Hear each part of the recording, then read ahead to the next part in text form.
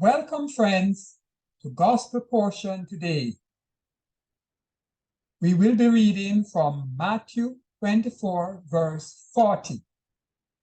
And the topic is one taken, the other left. What does that mean? One taken, the other left. Who is the one taken and who is the other left? Let us start reading from Matthew 24, verse 37 to get the background to Matthew 24, verse 40. It says, "But as the days of Noah were, so also will the coming of the Son of Man be. For as in the days before the flood, they were eating and drinking, marrying and giving in marriage, until the day that Noah entered the ark." Verse 39, "and did not know until the flood came and took them all away. So also will the coming of the Son of Man be. Then two men will be in the field, one will be taken and the other left." So this is the portion that we will be discussing. One will be taken and the other left. Now, this verse has caused some confusion among some persons, because when they compare the previous verse, which says the flood came and took them all away. So because that verse used the word took them, then they also say the following verse, which is verse 40, which has taken, meaning that both words correspond. So if it took them all away, meaning it destroyed them, or it was the ungodly people who were taken away there in verse 39, then they also say that in verse 40, then the one that will be taken will be also the ungodly person, and the other left would be the righteous or godly person. But that, my friend, is a huge mistake, because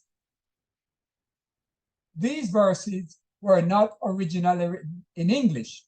So the word used in verse 39 for took in the Greek language is different from the word used in verse 40 for taken. So they are two different words. So in English, you would say they are similar, took and taken.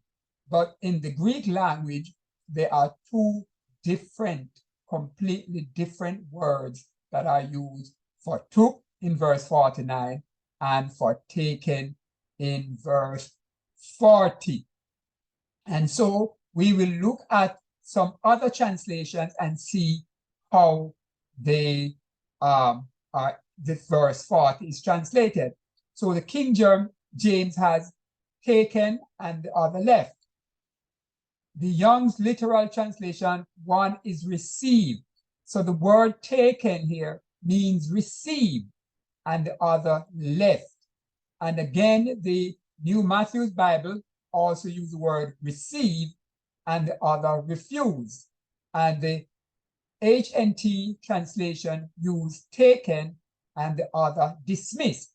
So these translations show you that the one that is left is the one that is refused or rejected or dismissed, while the word taken there means received. So that is what the word taken in verse 40 means. If we look at that in the Greek, the word is called paralambanó, which means to receive or to take. So that is why you can translate it as take or taken or received as in the past tense. If we go back to verse 39 now and look at it and see how it is translated in different translations, you see it is took them all away until the flood came and destroyed them in the ERV translation, until the flood came and swept them away. And the Greek word for took there is airo, which means to raise, take, lift up, or remove.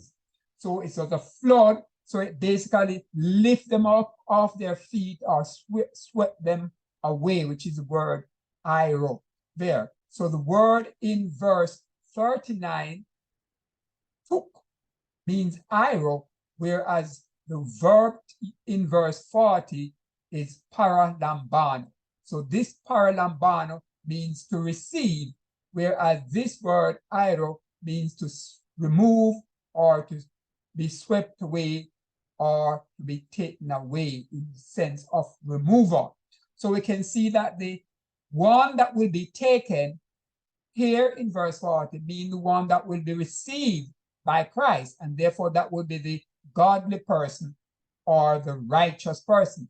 And the one that is left would be the ungodly or the unrighteous or the unbeliever.